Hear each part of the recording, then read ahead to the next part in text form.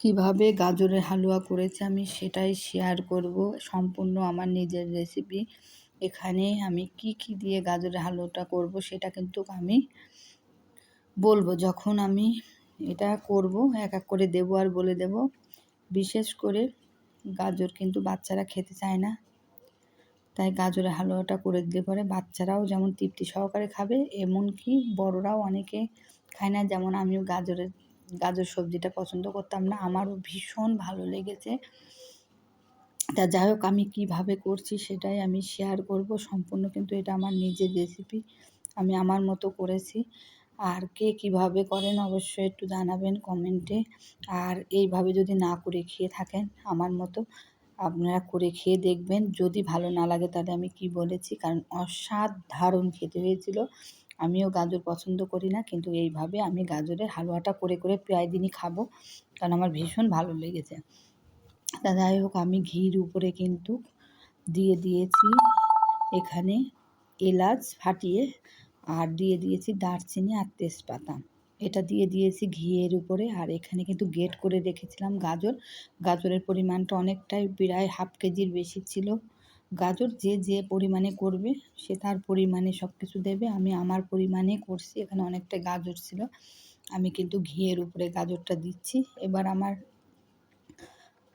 নাড়াচাড়া করতে হবে, কারণ এটা নাড়া থামানো যাবে না।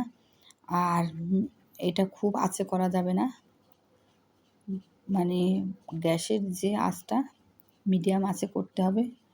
হাই হিটে করলে পরে লেগে যাবে। তা যাই হোক, আমি কিন্তু ঘির সাথে একটু গাজরটা মিশিয়ে নিচ্ছি। এরপরে কি কি উপকরণ দেবো সেটা আমি শেয়ার করব। দিয়ে দিলাম আমি এখানে কিশমিশ, আমার পরিমাণে আমি দিয়েছি কিশমিশ। এখানে কিন্তু দিচ্ছি নারকেল কোড়া। নারকেল কোড়া দিলে টেস্টটা অসাধারণ আসে। আমি নারকেল কোড়া দিয়ে দিয়েছি, কারণ এর আগে কিন্তু আমি গাজরের হালুয়া করিনি, কখনোই করিনি। কারণ আমি যেহেতু গাজর সবজিটা পছন্দ করি না, আমার সেইভাবে কিন্তু মানে খাওয়ারও অত আগ্রহ ছিল না। কিন্তু আমার ছেলে বলল, মা গাজরের হালুয়া করো তো।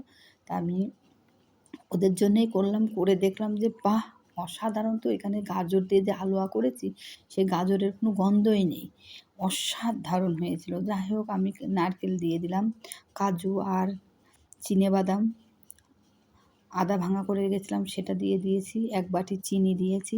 চিনিটা পরিমাণে অল্প দিয়েছি, পরে আমি আবার দেবো মিষ্টি চেক করে। আর এখানে কিন্তু আমি দুধ দিয়ে দিচ্ছি। দুধের পরিমাণটা একটু বেশি দিতে হবে, তাহলে টেস্টিটা আরও বেশি আসবে। তা আমি কিন্তু এখানে দুধ দিলাম। এবার হালকা একটু নাড়াচাড়া করতে হবে, কারণ চিনি গলে জল বেরোবে। এবার এখানে ঢেকে ঢেকে কিন্তু আমার হালকা রান্না করতে হবে, আর নাড়াচাড়া করতে হবে। নিচে লেগে গেলে আর সেটা খাওয়া যাবে না। তা যাই হোক, আমি এভাবে কিন্তু মানে মিশিয়ে দিচ্ছি, দিয়ে আমি ঢেকে দেবো। দিয়ে কিছুক্ষণ পর আবার এরকম নাড়াচাড়া করে আমি রান্না করব। যাই হোক, আমি কিন্তু ঢেকে দেবো এখন।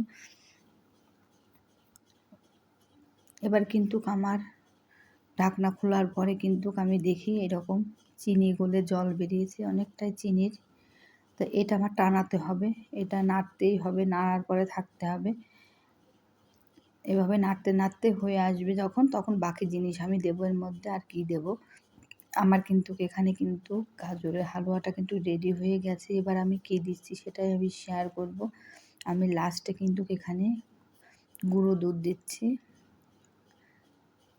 দিচ্ছি, কারণ এগুলো দিলে টেস্টটা আরও আসবে সুন্দর। এখানে গুঁড়ো দুধটা দিয়ে আমি একটু মিশিয়ে নেব। এটা কিন্তু শুধু হালুয়া হিসাবে খাওয়া যাবে তা না, এটা কিন্তু লাড্ডু পাক এসে গেছে, এটা কিন্তু লাড্ডু করেও রাখা যাবে। এবং পাটিসাপটার যে পুর আমরা খাই, সেই পুর হিসাবেও কিন্তু এটা অসাধারণ হবে। আর এখানে কিন্তু আমি ঘি দিয়ে দিচ্ছি লাস্টে। আমার কিন্তু এটা অলরেডি হয়ে গেছে। যেমন দেখতে কালারফুল, কি সুন্দর কালার হয়েছে, আর সেই রকম কিন্তু দুর্দান্ত খেতে হয়েছিল। মানে আমারও মন ভরে গিয়েছে। এই ফার্স্ট টাইম হালুয়াটা করে আমি বুঝতে পারিনি যে এত ভালো হবে। আমার মনে হয়েছিল হয়তো গাজরের গন্ধ করবে, যেহেতু এই গন্ধটা আমার ভালো লাগে না। কিন্তু না, অসাধারণ হয়েছিল। গাজরের তো কোনো গন্ধই ছিল না, টেস্টটাই হয়েছিল দ্বিগুণ। মনেই হচ্ছিল না যে এটা গাজরের হালুয়া। তা আমি একবার রিকোয়েস্ট করব, যারা এভাবে করে খাননি একবার করে খেয়ে দেখুন।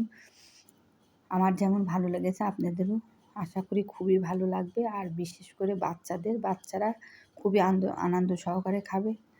তো যাই হোক, আমার কিন্তু হালুয়াটা একদম রেডি হয়ে গেছে। আর এটা চাইলে কিন্তু লাড্ডু করে রাখা যাবে, যেহেতু লাড্ডুর পাকি চলে এসছে। তা আমি এখানে বাটিতে দিচ্ছি বাচ্চাদের, ওরা খাবে। আর ভীষণ ভালো হয়েছিল। আমি একটু কিন্তু খেয়ে দেখছি, কারণ আমারও ভীষণ ভালো লেগেছিল। তো যাই হোক, আমার কিন্তু গাজরের হালুয়াটা রেডি।